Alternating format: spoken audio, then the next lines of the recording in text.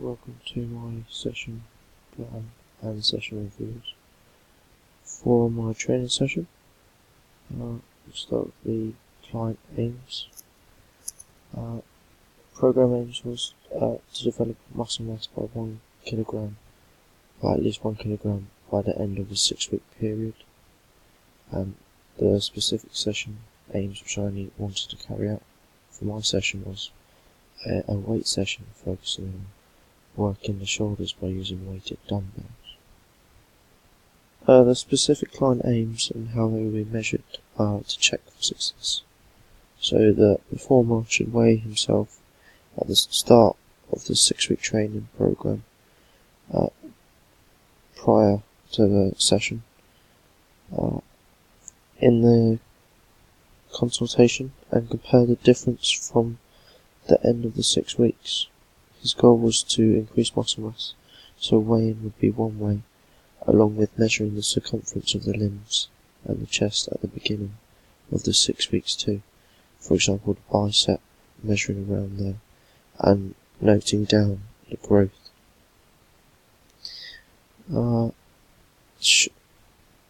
For the session, the shoulders should fatigue during the warm-up, and therefore I expect a slight drop in intensity as lactic acid starts to build over the workout period. It's quite a relatively hard warm-up. I'll get into it. So here's the risk assessment. We can see that there's a trip over a weight. Avoid weights. Place weights on the weight rack when not in use to avoid this. Dropping a weight could be on a toe. To avoid this would select the correct weights and help spot the performer when lifting heavier weights or near an end of the set when they're fatiguing and more likely to drop it. Pretty straightforward ones like walking into a rowing machine. Just avoid the rowing machine. And keep the rowing machine in the corner. Back pain is quite a dangerous one. Make sure you lift a suitable weight, and keep to the correct form and instruct the performer on the correct technique throughout. Rope burn from the rope. Use handles provided they're coated, so less likely to get rope burn. That's the physical and recreational questionnaire the performer will fill out prior to this session. So my client's resting heart rate is 74. It's round average, and the target heart rate zone for training weights is 161 beats per minute. The resting blood pressure was a little high. You can see this is pre-hypertension over here, and their peak flow, considering the amount of running they do, is relatively low for their age and height. The BMI, they are underweight at the moment, tend to eat lots of soup.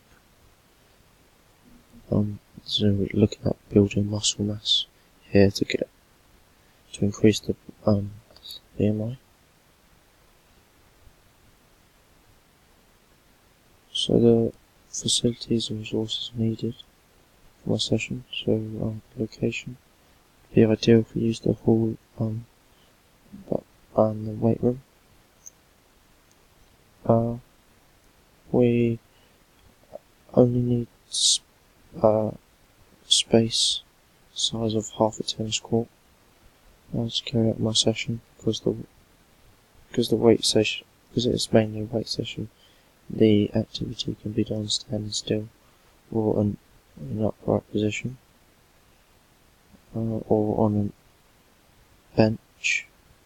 Ideally, to carry out the test effectively, the gym suite will be used where mirrors can help the performer and the trainer focus on the technique of the exercises. Resources needs. To carry out my session effectively, I will need 2 resistance bands, 2 battle ropes, a pair of dumbbells with the same weight on each hand, lighter weights and heavier weights, 2 other pairs in total for variance, if in order to meet the ability of the performer's strengths.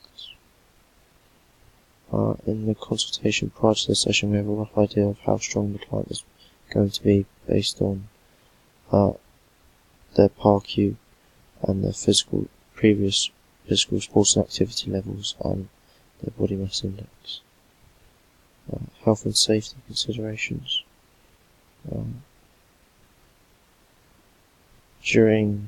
Before the session, it's important to inform the participants that if they pick up an injury or feel pain, they must tell the trainer immediately, as training may need to be adapted or in serious cases terminated.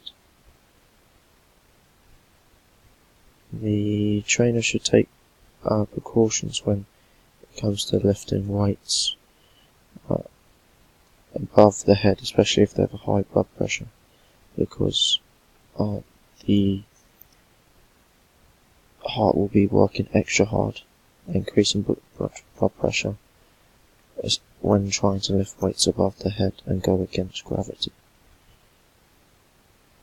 The main activity of using free weights can be adapted if there is no suitable weights for the client to train, so using resistance bands instead.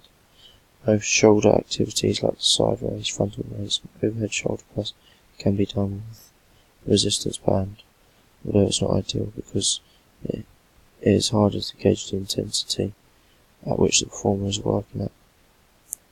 If there was a fire alarm, then we would leave in an orderly fashion and exit the whole weight room through the fire doors towards the netball courts, which is the closest fire assembly point. If an injury occurs, I would initially prompt the client to use the principle of rest, ice compression, and elevation. If the trainer has deemed the situation as a serious incident, then the trainer will consult the nearest first aid trained member of staff. So, if there are any issues arising from the risk assessment, having thought about all the hazards, so tripping over equipment, causing injury, especially when working in a small space. So to stop this, we'll ensure all equipment is sporadically placed out of the way in the correct place, ready for them to be picked up. This way they're off the floor and people are unlikely to trip up. So during the introduction, I will need to be assertive and imply a professional manner into the session from the start. We'll welcome the performer and inform them on the session ahead and the main aims of the session. Before any activity is started, I will ask if they have any current ongoing injuries. During this conversation, I'll be open-minded and ready to adapt my session if needed. I will also check the performer is dressed appropriately for the exercise. Appropriate clothing must be worn, as a shirt may restrict abduction of the shoulder. Warm-up. In the warm-up, I will use resistance bands. I'll warm up the rotator cuffs and the posterior and anterior deltoids before the warm-up intensity is increased to the battle ropes, where will be used for 15 seconds, alternate arms, and then 15 seconds with both arms simultaneously. This will then be repeated 3 times with a rest of 30 seconds. Initially we have the bands in close proximity to the ropes so we can prevent heart rate and vasodilation to the deltoids from dropping, unlike if we were to spread the warm-up section out to the other side of the hall. Then the body temperature is likely to decrease and blood vessels will vasoconstrict, shifting onto blood lactate sooner and to the left of the graph. The warm-up session is specific and focuses on the main aspect of the session. The main content of the session. So to start with, the reverse dumbbell flies. Reverse dumbbell flies of 4 sets in 10 reps. Barbell shrugs of 3 sets to 12 reps. A front raise of 3 sets in 10 reps. 3 sets and 10 reps. A lighter weight will be used here, like the 2 kilogram weight, because this exercise isolates the posterior deltoid.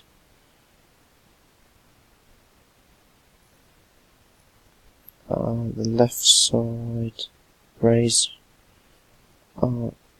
same again, 3 sets but 10 reps. That's focusing on the middle deltoid. Right side raise, other hand, 3 by 10. Arnold press, 3 by 8. This exercise works all of the deltoids, so we have dropped the reps here. And then the dumbbell row, 4 by 8. Heavier weight may be needed here because the exercise recruits all 3 of the deltoid groups, middle, posterior and the deltoid, therefore easier to lift. Also got a selection of weights here that you can choose from, so from 2 kilogram to 4 kilogram or 5 kilogram, depending on the strength of the performer.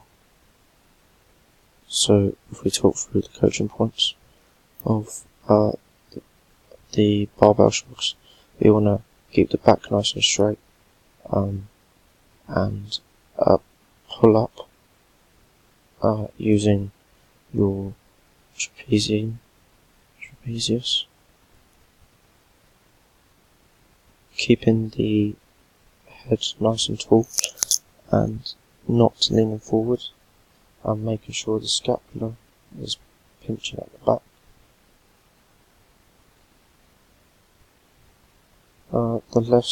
The side raises should be kept in line with the body, with no more than 150 degree bent elbow, so keeping the arm as straight as you can, and from the sides lift up to just above shoulder height, and then slowly back on the way down, keeping your